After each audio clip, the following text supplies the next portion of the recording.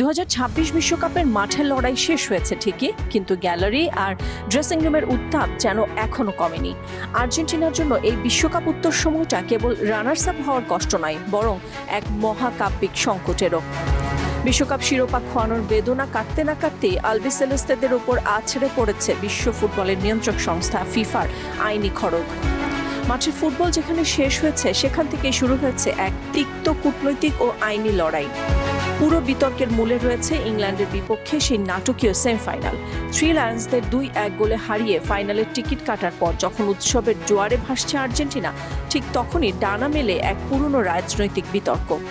মাঠের ভেতরে আর্জেন্টিনার কয়েকজন খেলোয়াড় একটি ব্যানার পরিদর্শন করেন, যেখানে লেখা ছিল লাস মালভিনাস আর্জেন্টিনার।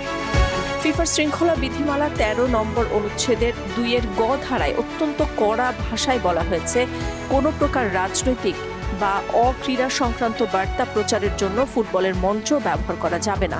ফিফা মনে করে এই ধরনের রাজনৈতিক স্লোগান ফুটবলের নিরপেক্ষতাকে ভুলণ্ঠিত করে। এই ঘটনার পর ব্রিটিশ রাজনৈতিক অঙ্গনে তীব্র প্রতিক্রিয়া দেখা দেয়।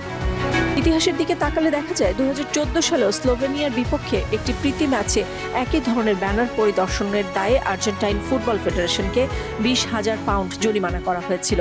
অর্থাৎ ফিফার চোখে আর্জেন্টিনা এখন একজন repeat offender. Argentine football association বর্তমানে তাদের খেলোয়াড়দের পক্ষে আত্মপক্ষ সমর্থনের সুযোগ পেয়েছে।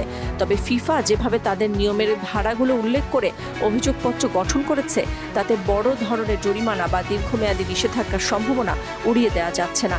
2026 বিশ্বকাপের মাঠের লড়াই শেষ হলেও এর আইনি ও রাজনৈতিক রেশ ফুটবল ইতিহাসের পাতায় অনেকদিন অমলিন থাকবে। এই মালভিনাস বা ফকল্যান্ড বিতর্কের মূলে রয়েছে 1982 সালে সেই 74 দিনের সংক্ষিপ্ত কিন্তু রক্তক্ষয়ী যুদ্ধ।